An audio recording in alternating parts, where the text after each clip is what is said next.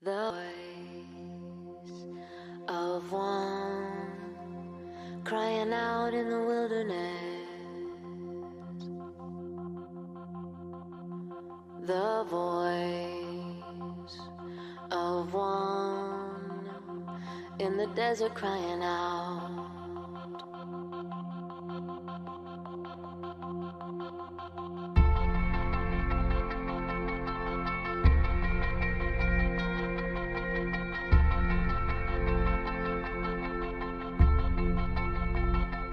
The voice of one crying out in the wilderness. The voice of one in the desert crying out.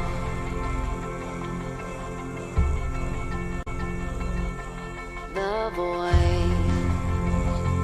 of one crying out in the wilderness. The voice of one in the desert crying out. Prepare the way of the Lord.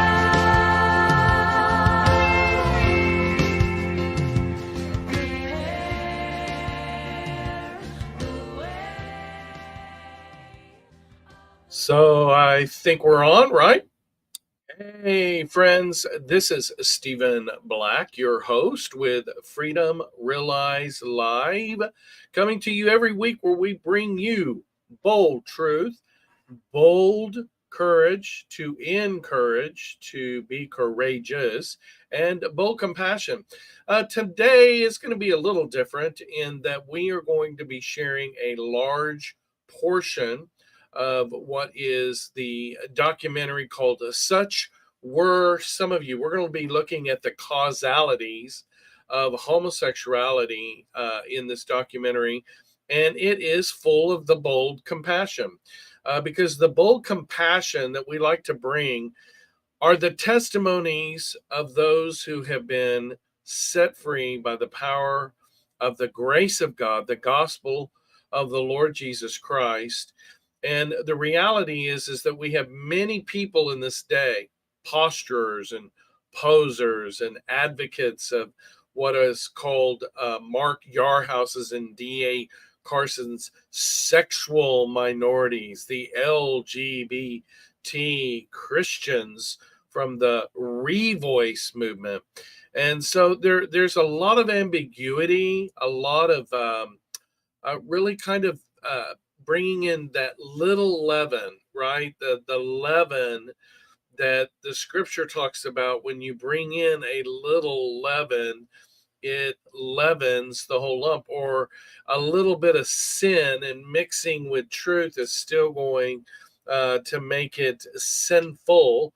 And a little bit, a few drops of strychnine in a cool glass of water is still going to be poison.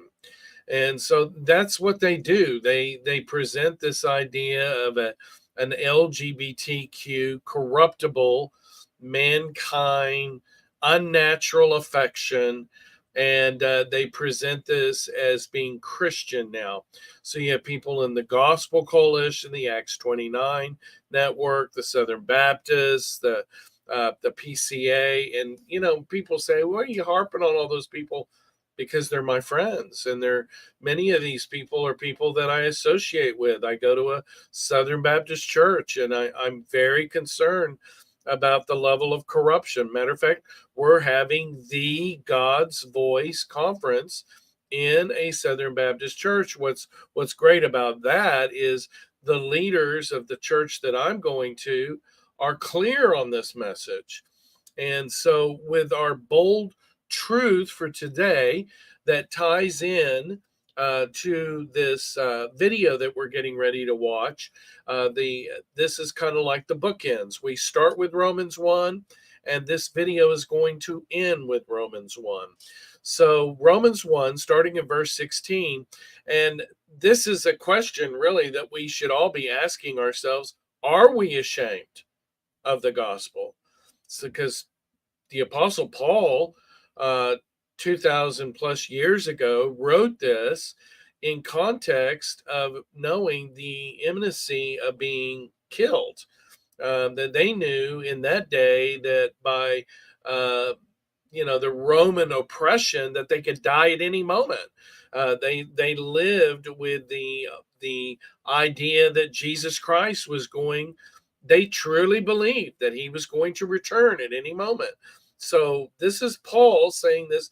For I am not ashamed of the gospel of Christ, for it is the power, the transformative power of God, the grace of God to bring salvation for everyone who believes from the heart. Right in Romans 10, you believe from the heart, resulting in righteousness. For everyone who believes, for the Jew first, and also the Greek. For in the righteousness of God is revealed from faith to faith. That is, every human being that has put their faith and trust in Jesus Christ are growing from faith to faith. Their journey of believing is an increasing faith, an increasing maturity, an increasing sanctification. Because as it is written, if you're going to be the justified ones that end up having eternal life, the just shall live by faith. Verse 18. This is where he begins his warning. For you need to understand this, for the wrath of God is revealed from heaven all unrighteousness, against all unrighteousness, ungodliness of men. And there today, folks, we have so many people that are suppressing the truth in unrighteousness. So they're saying, oh, you can be a gay Christian, or oh, you can be, living in the flesh.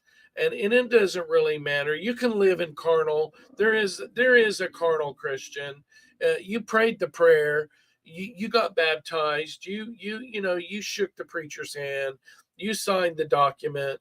So they are suppressing the truth of the gospel, which calls for the repentance and calls for that in that repentance, the relating heart that is relating to Jesus Christ, that loves Jesus Christ, that adores Jesus Christ. They're suppressing that truth in unrighteousness by making a segue to the same thing that Jesus, rebuked in Revelation chapter 2, the sin of the spirit of Jezebel, the sexual uncleanness and immorality, and Gnosticism, the teaching of the Nicolaitans, which is the exact same thing that is going on in our day with antinomianism, which is hyper grace, that is permeating the church at large, that has given a segue to this LGBTQ nonsense Christianity. Verse 19. Because what may be known of God is manifested in them, for God has shown it to them. How does God show it to them? How does God show it to any of us? Well, the scripture is very clear that he does this in nature. He does this in an extravagant way 2,000 years ago in nature, but how much more so today are we without any excuse, knowing about DNA, microspace, that the human cell, the brain cell or the heart cell, has so much information. It's like a little city inside this cell with all kinds of manufacturing going on. A microbiologist that was a part of our ministry years ago mentioned it. He said, when you look at one of these intricate cells, it would be like uh, having all these factories around the earth that are just every few seconds popping out space shuttles. That's the level of complexity inside of a human cell. And God has done this in these last days. He's revealed his creation in microspace, and then also those of you, I even I make this stuff called swag, and I love the Hubble telescope images, right? And the revealing that God is manifested in the heavens. The psalmist says this, but how much more so in these last days that we know the enormity of the universe. We are without excuse. It says, so they are without excuse. For since the creation of the world, his invisible attributes clearly seen, being understood by the things that are made, the things that are created, even God's eternal power and Godhead, so they are without excuse. Because although they knew God, they did not glorify him as God. And it reminds me of several young men that I know that have known and been touched by God, by his spirit. I'm thinking of one of my best friends' son right now. Actually, I have several best friends' sons who have gone into homosexuality. I've got like 5 pastor friends now that have sons that have gone into homosexuality. I know several of these young men, and I know they've been touched by God. So they are without excuse. They knew God, but they did not glorify him as God, nor were they thankful. Because why? And we're going to look at some of the causality here. We have great compassion for those who have struggled. Um, I was, my story is also going to be in this video presentation. Um, the level of being sinned against, and the pain and the problems that come in. Yes, we know that, and it can cause an ungrateful heart, and it can really cause inside of us to become futile in our thinkings. And I know for me, and for most of the men that I minister to, when you get involved in pornography addiction, lust and masturbation, your hearts are filled with darkness. Foolish hearts and become dark, and professing to be wise, oh, we're so smart, right? They become fools. And they exchange the glory of the incorruptible God into things like corruptible man. Now, what's interesting about this parallel right here is Paul is actually paralleling the creation of being made in the image of God, that you cannot, Adam couldn't find himself a helpmate in any of the animals. And it would be foolish to think that you could find a helpmate in an animal. And so this is where it says, verse 24, God gives them up to the uncleanness of their hearts and their lusts, to dishonor their bodies among them, who exchange the truth of God for the lie. And what is the lie? We know what the lie is. The lie is, hath God really said? The lie is introduced by Satan that God is some kind of a cosmic killjoy, and that it's okay because it's, you prayed a prayer, it's not a big deal, and they worship and serve the creature rather than the creator. And for this reason, verse 26, God gave me over to vile passions. Even the women exchange the natural use for that which is against nature. In other words, to be productive, to be an image bearer, to birth children. Verse 27, also men, leaving the natural use of woman, burning in their lust one for another.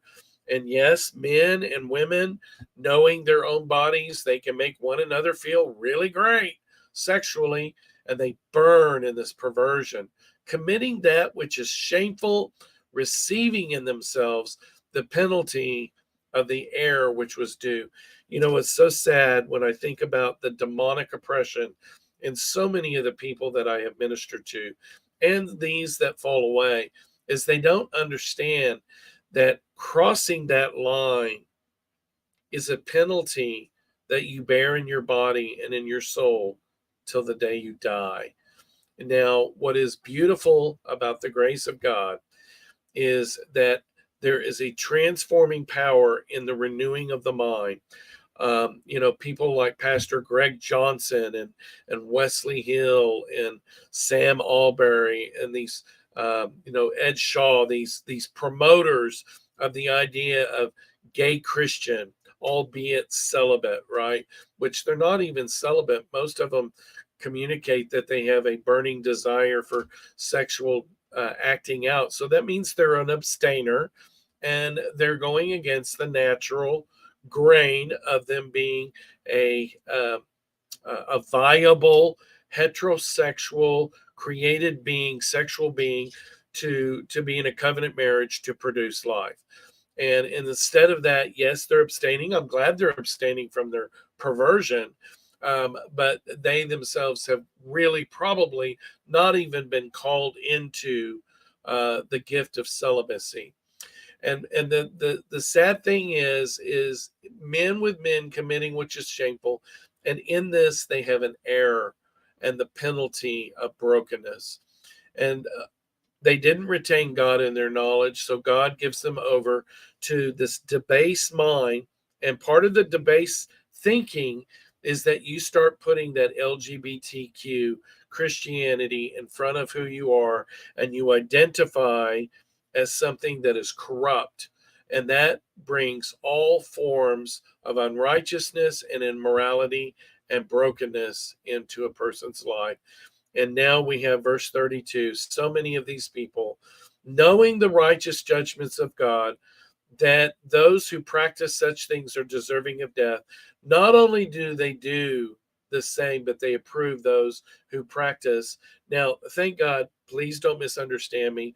I think that they're in the great mercy and compassion of God, that those who repent and turn away from sexual immorality will in fact go to heaven, even in some of this corrupt ideology.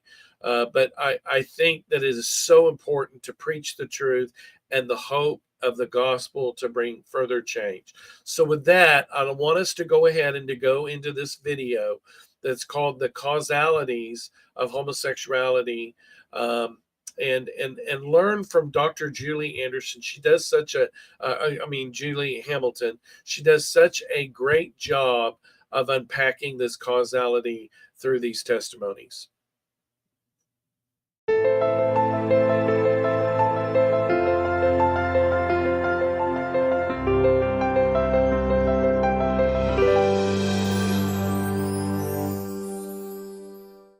So what have we learned from our expert therapist, apologist, minister, and biblical scholar?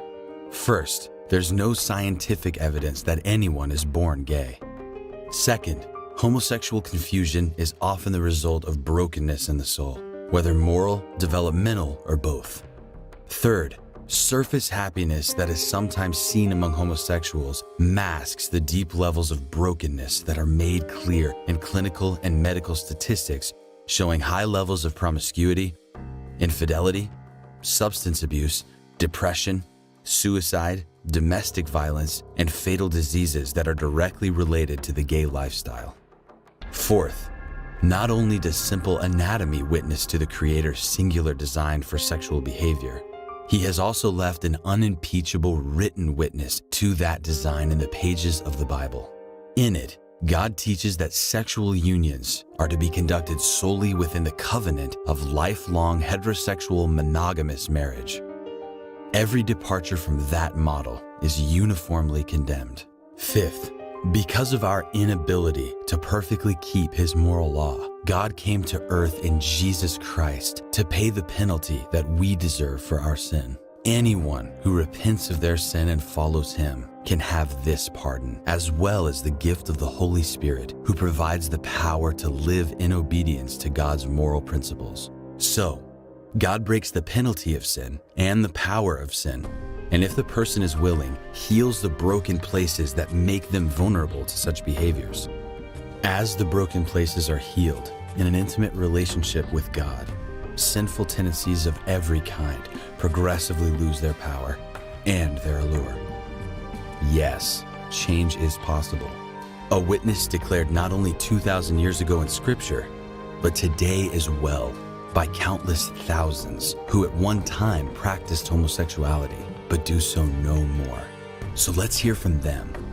Watch carefully as Dr. Julie Hamilton first guides us through some of the more common causes of homosexual confusion in males. The research has revealed that people are not simply born homosexual. We also know that it's not a choice. People don't choose their attractions. I experienced it more as a form of detachment from my father and an aversion to him, which was concurrent with a strong attachment to my mother. One of the things that plays a role for some people who end up with a homosexual orientation is a boy's sense of his own masculinity or a girl's sense of her own femininity. I was really attracted to masculinity because it was something that I felt so much deficit inside of me.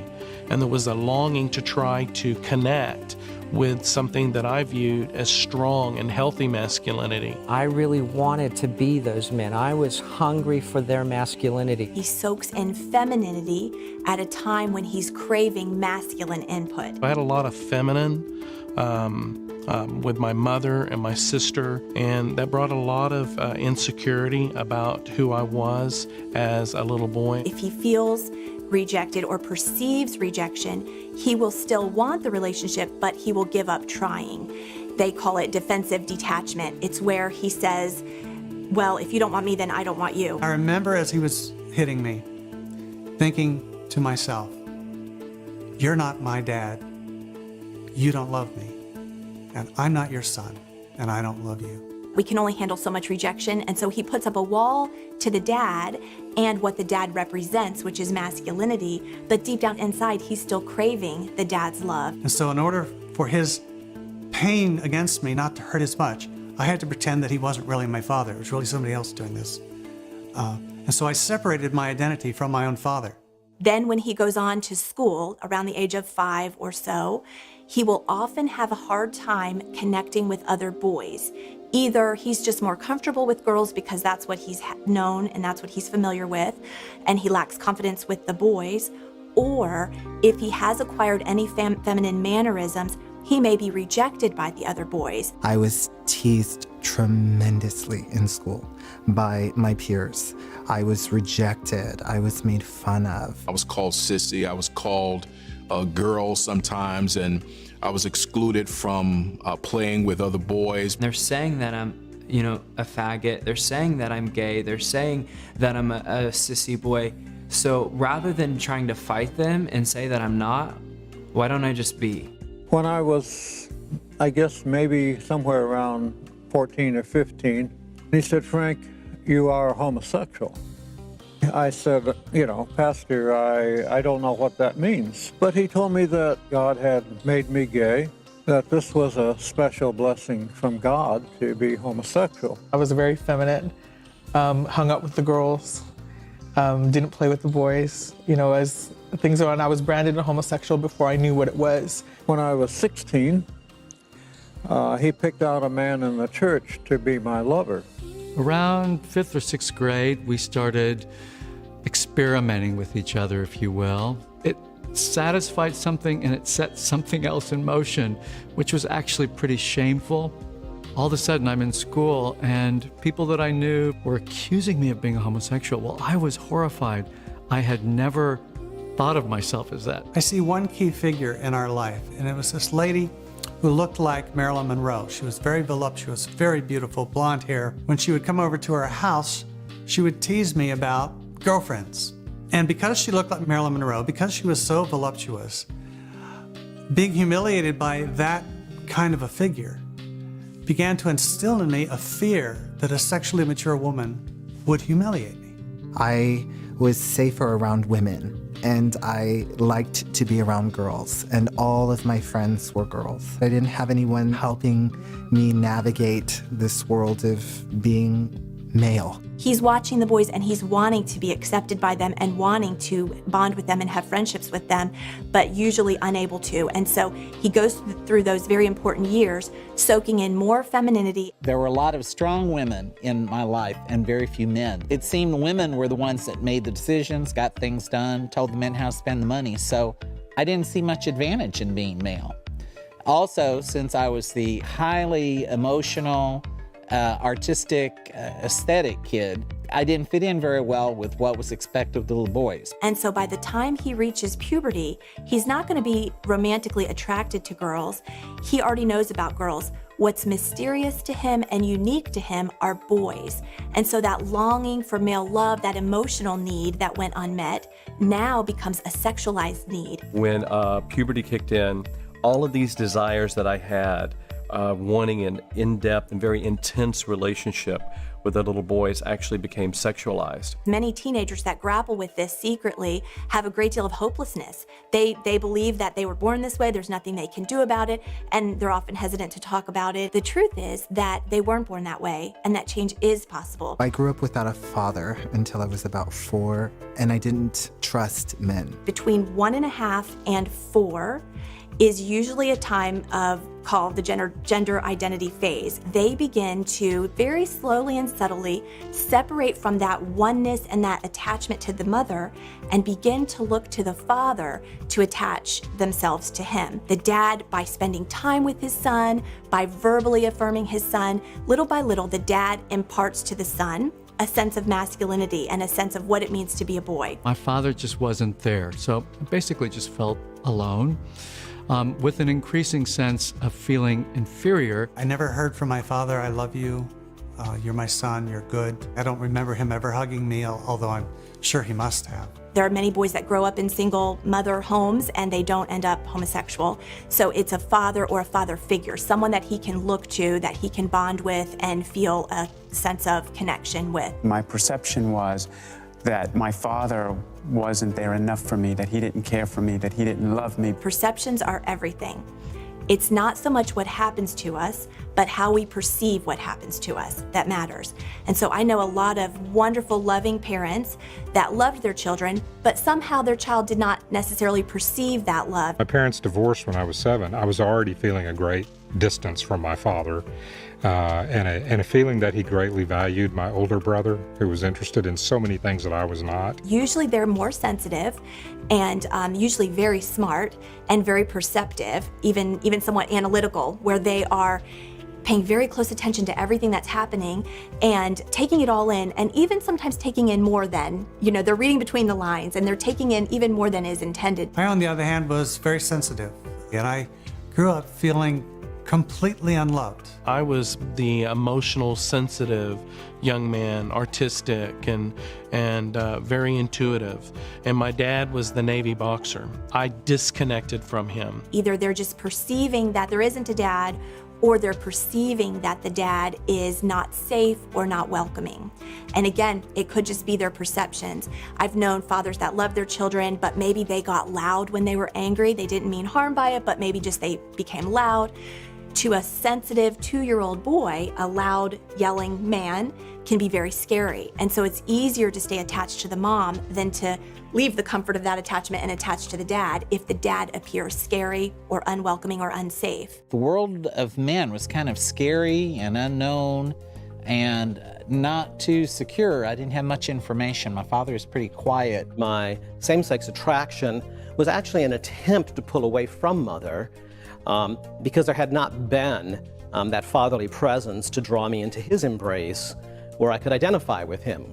Other ways that rejection can be conveyed unknowingly is sometimes if fathers want to help their son become, a man, and they say things like, you're not tough enough, or, you're a sissy, or you're a mama's boy, things like that can make a sensitive boy retreat and not want to connect with the dad, and also not feel like he has what it takes. At around the age of 4, I got scared in my bed and I ran into their room and asked him if I could sleep with him and my mom, and he got angry at that point and said, get out of here, you little sissy, and go back to bed. It was kind of one of those things that kind of began the rejection of my dad. as a kind of scary person. Before we can be attracted to the opposite sex, we first need to understand and be completely comfortable in our own gender and be comfortable with who we are. And so little boys need plenty of time bonding with other boys before they can become attracted to girls. So much of identification with the same sex occurs in the context of play and bonding with other little boys in a troop bonding it's called. So he looks to the boys to give him a sense of who he is as a male. He wonders, am I going to fit in with them? Are they going to accept me? Will I be a part of their group? And I had an extra step in coming into troop bonding, which actually didn't happen for me until I was in the gay lifestyle. I began staring at the successful males in the school, just looking at them, trying to figure out what makes them so successful? Why are they so popular? And I tried to emulate the way they dressed, the way they combed their hair, the way they walked, the way they talked. And that search quickly became envious because sooner or later when you're starting to do that, you realize, well, that tall, athletic quarterback, I'll never be like him. I started noticing at that age, 13, 14, 15, my attraction towards other guys. I didn't connect it in a sexual manner. So this search that you began innocently to try to figure out how to be like somebody, well, eventually turns into envy in many cases because they have something you will never have. And that eventually turns into idolatry. When a boy would show interest, it would start out pretty natural at the very beginning, but eventually it would turn into something a little bit obsessive. I thought that I was gay, but I never said anything to anyone because I was so afraid. It's very easy for you to mistake that pull that you're feeling towards other guys to try to complete yourself as a sexual thing. And you start saying to yourself, oh no, I must be gay. Female development is a little bit more complex. There are a number of pathways that can lead into lesbianism. One pathway is similar to what I just explained with male development, where a girl is bonding with her dad and not her mom, and she's bonding with boys, so she's soaking in male input into her life, but craving female input and craving the connection with the feminine. My mom says my first full sentence was, I wish I was a boy. I remember being in kindergarten and praying every night that God would turn me into a boy. And I remember jumping up the next morning and running to the bathroom to see if he had. My father was a construction person, so I was always out with him with hammers and nails and always playing with the guys and basketball things. I never really did any real girly things. My mother was a professional. She was a chemist, and she worked long hours. I didn't have an emotional relationship with her, touching my hair or kissing me or telling me I love you. For others, the girl may have been separated from the mom early on, even as a baby. Maybe the mom was depressed and unable to connect, maybe postpartum or some type of depression where she was unable to bond with the baby, or maybe the mother or the baby were hospitalized and they were separated. And even though she goes on and has a relationship with her mother or other girls, that break in the attachment leaves a void. And so lesbianism becomes a search for that motherly love. Those 2 months that I spent in an incubator, my parents were not allowed to pick me up, to touch me or anything during those 2 months that I struggled to breathe. I remember zeroing in on anything that talked about abandonment, anything that talked about rejection, anything that talked about leaving you. I believe that it was that first level of rejection of losing my mom, as well as my father giving me away, that opened up the door for me to have feelings that I felt different and felt strange, that I didn't feel like in all of the other kids my age. My dad had his own issues. He was dealing with sexual addiction issues and brought some things into the house that I shouldn't have seen.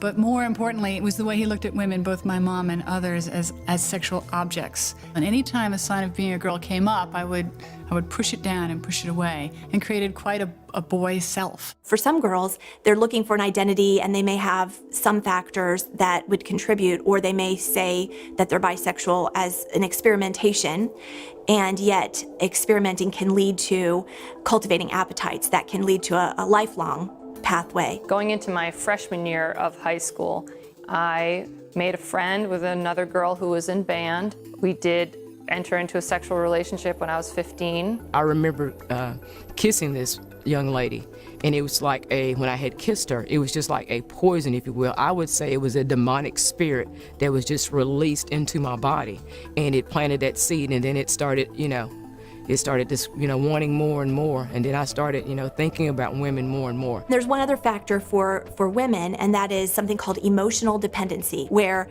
they may have some hurts from men, maybe they've been hurt or they've been let down, and they may also have some other voids that they're trying to fill.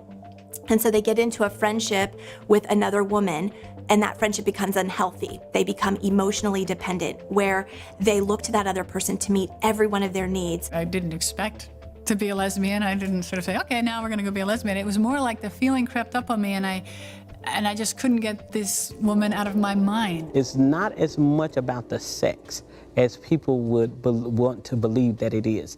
It's more about that emotional attachment. I had this memory of putting my hand on her shoulder and thinking to myself, as I looked at my hand on her shoulder, I can see my soul leaving my body and going into her.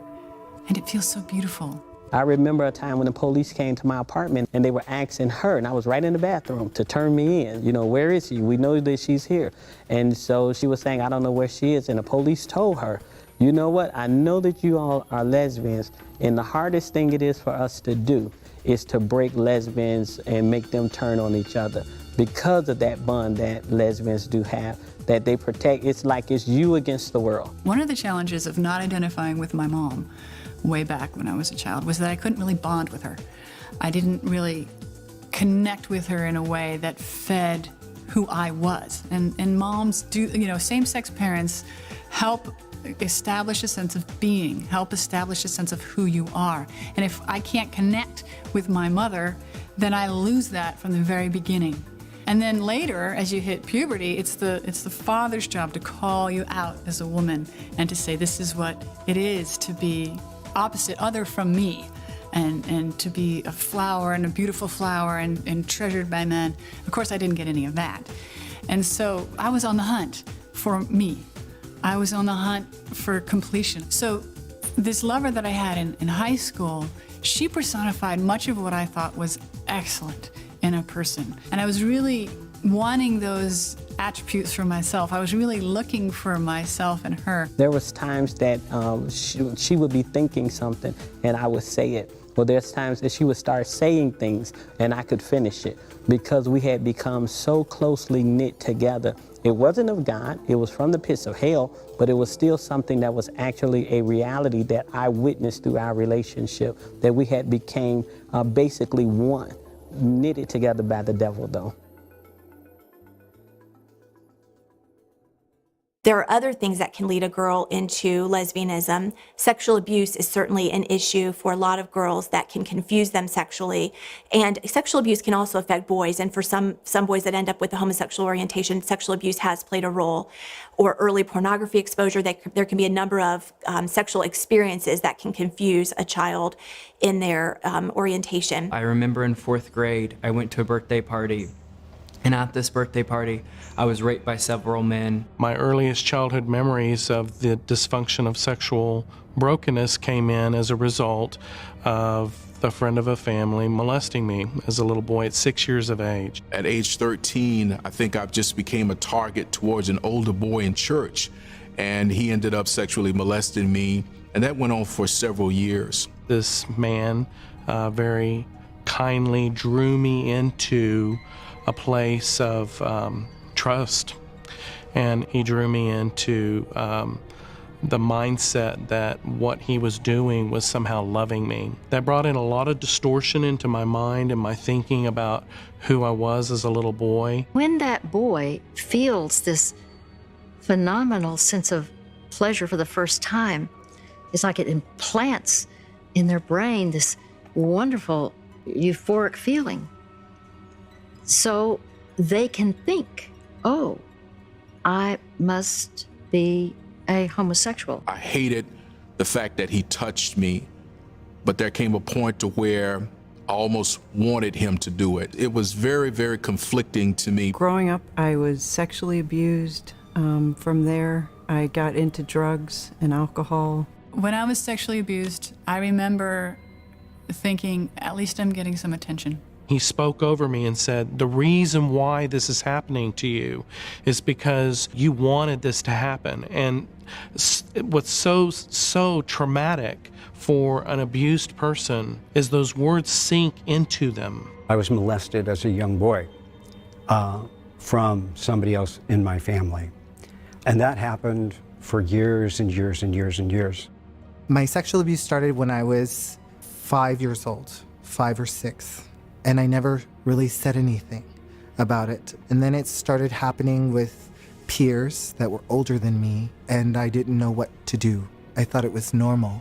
They think it's natural, but that does not define any person when there is inappropriate touch. I thought that I was the reason why this was happening. As you can imagine, that certainly made me very confused about who I was. When I was 4 years old, I was sexually molested by a teen. It started from thoughts like, maybe this is okay. If this is okay, let's try it out. And then I started to like trying it out. I somehow felt responsible for what had happened.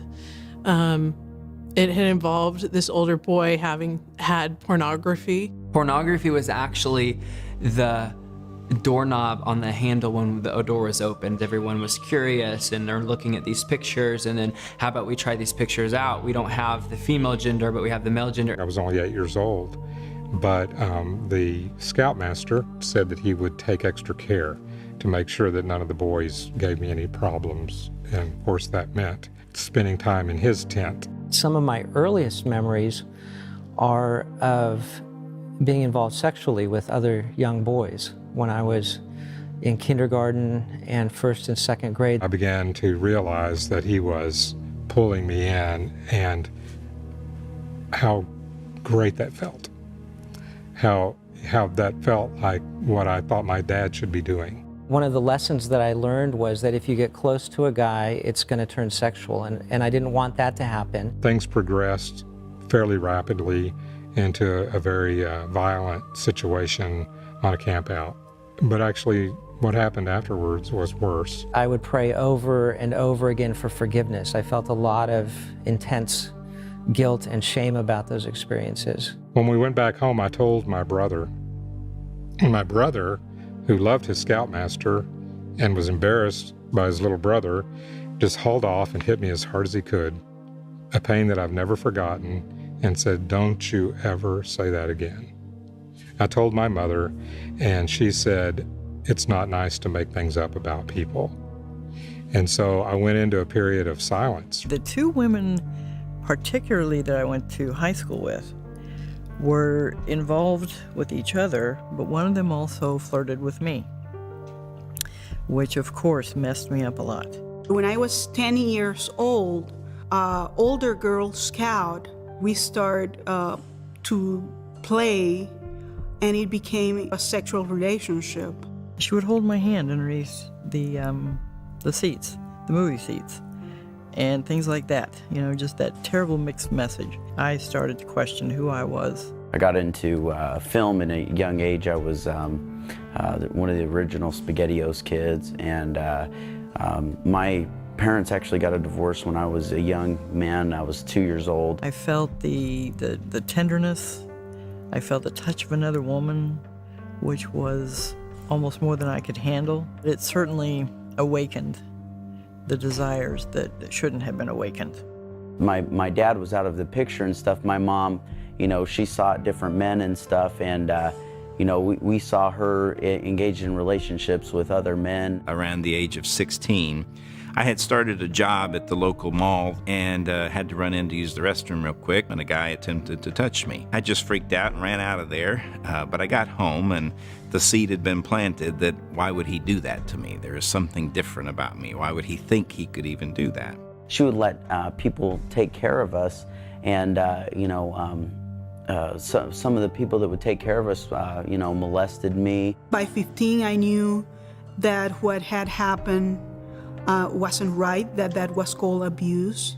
that having relationship with a person of the same sex wasn't God's plan. Shortly thereafter, I went in again, and unfortunately, there was someone else there that day as well. And that time, I allowed him to do some sexual activity with me. And then before I knew it, that was almost a weekly occurrence. I felt very vulnerable, and I felt afraid. I saw being a girl as being dangerous. And overnight, I turned into a serious tomboy. I was in 7th grade when I was molested, had never had anything lower than a B in school. And the very next year for 8th grade, I was an F student. That was the basis of my fairly healthy world being cracked in half and a new girl emerging who was very, very broken. It was the molestation that altered the course of my life. It basically killed who I really was.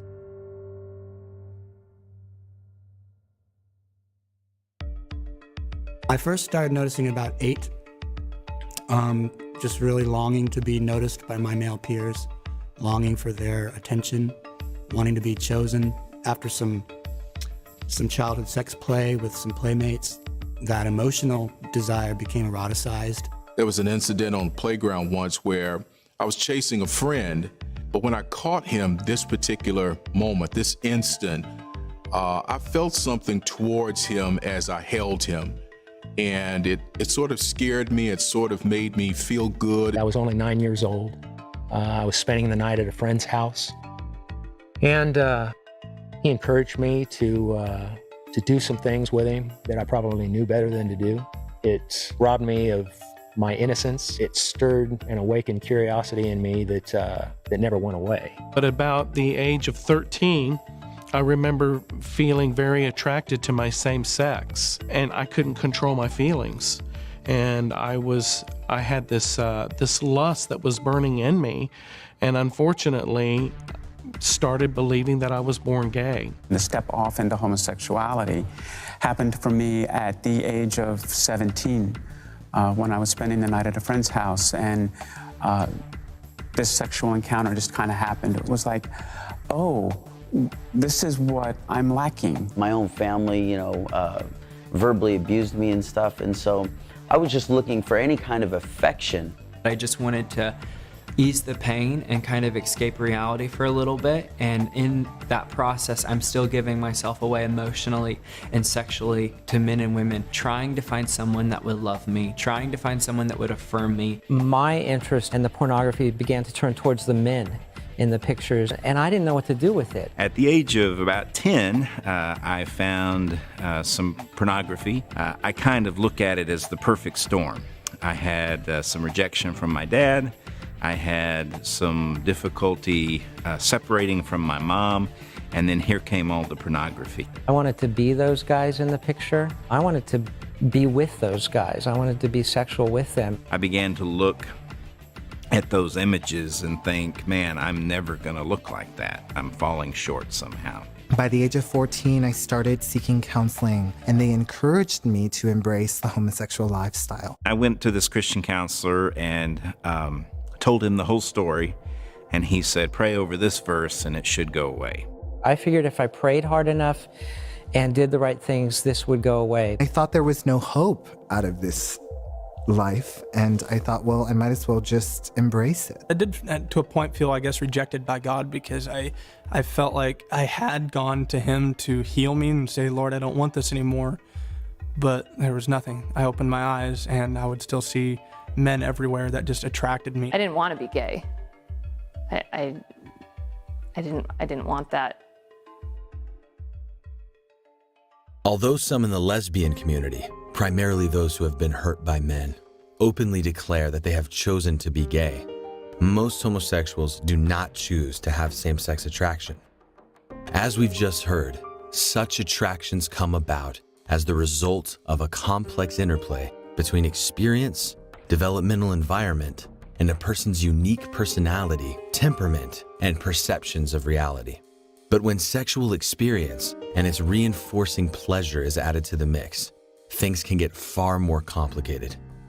Add to that the moral consequences found in Romans chapter 1 that come into play when a young person reaches the age of accountability, and it's easy to understand how things can get much worse before they get better. So this is an wonderful documentary that you can get on our website, or you can watch the full documentary at Such Were Some of You there, on YouTube. You can actually put it in YouTube, Such Were Some of You, and you can watch the entire documentary under Pure Passion Media.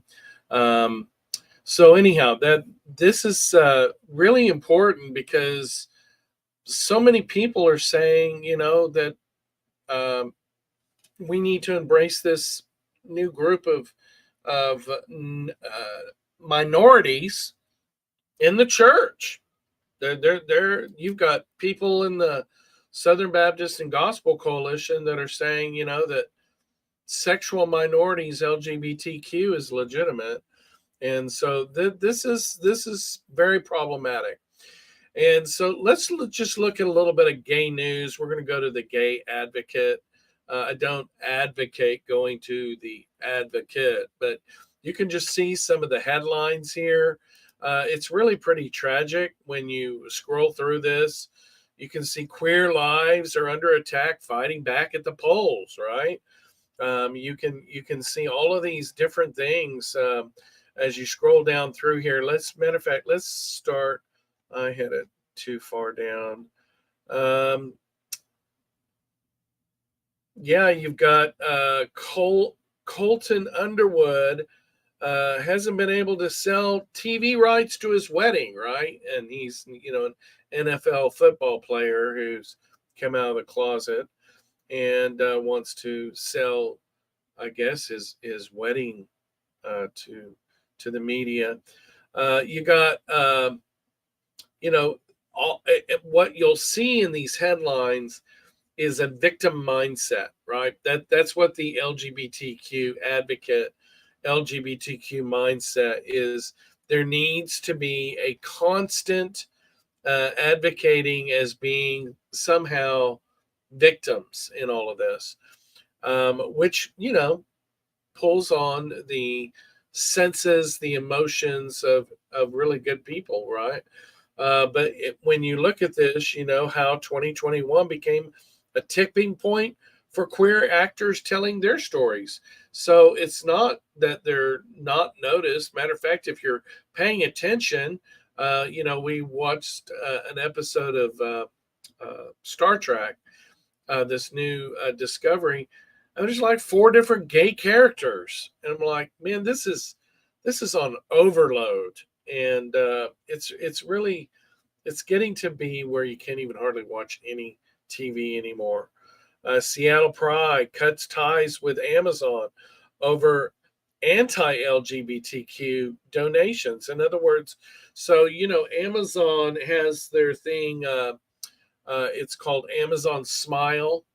And so Amazon Smile allows for donations to be made to nonprofits.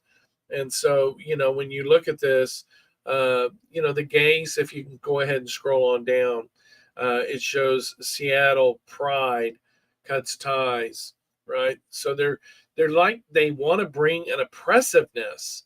And so anyhow, this is why we need God Voice Conference. Let's go ahead and just jump over to the God's Voice Conference information page. The early bird registration for $85 runs out at the end of this month. So please register now. Really important for May 6th and 7th. We got some awesome lineup of speakers there. And when you look at some of the reason for God's Voice, started as a counter conference to the terrible theology of Revoice. That's why it's revoice.us and godsvoice.us. It's an opposite end of the spectrum. And I would say, we're in the middle of what is biblical truth. They're way over to the left. And, but it really is looking at what is the queering of the church was the first God's Voice, the tagline. for this year is a biblical response to LGBTQ tyranny. And that's what's happening. And let's look at a couple of tyranny points here. And that is in Sam Brenton, you can see a news article of all things that this drag queen, non binary drag queen, is picked to be Biden's nuclear waste manager, and who calls Fossey his daddy.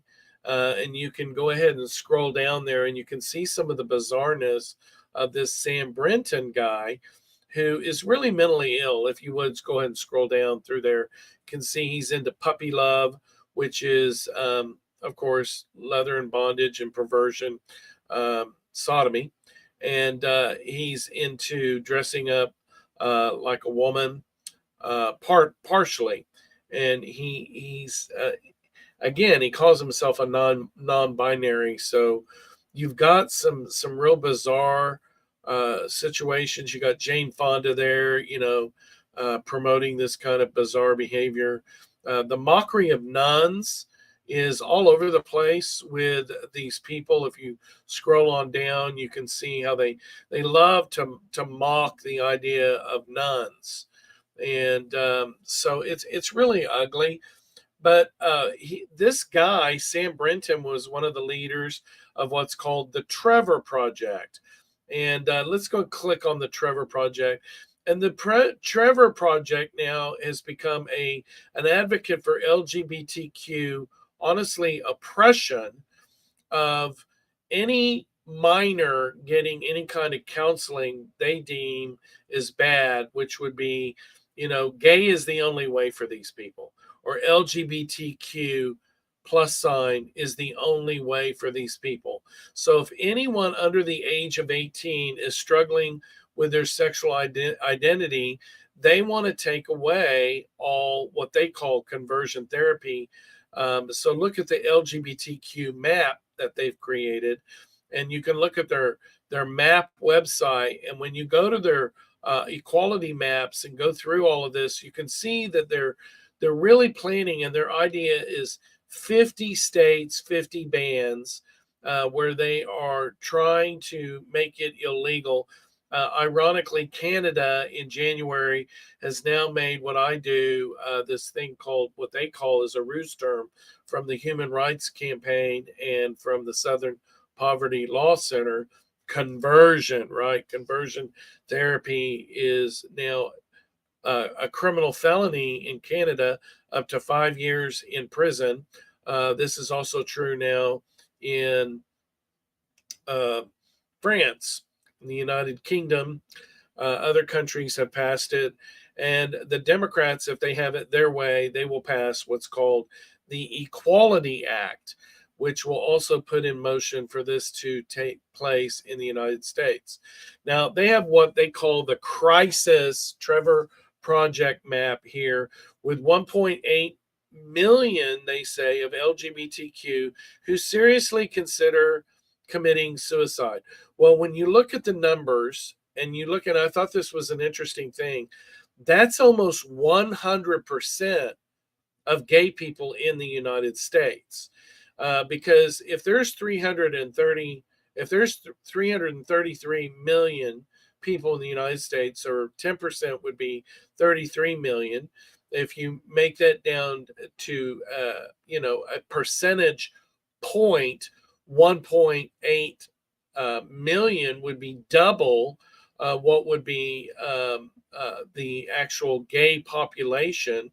And because it's only like 1.8 or 2% of the population. So I just thought that this was ironic to see this map, that they're actually even saying that suicidal ideology is a part of homosexuality, because they are doing like what Romans 1, they're turned over to a debased, chaotic mind. And so there should be a lot of compassion for this. I know all of the people that were in this movie Such were some of you, and all of the testimonies are amazing.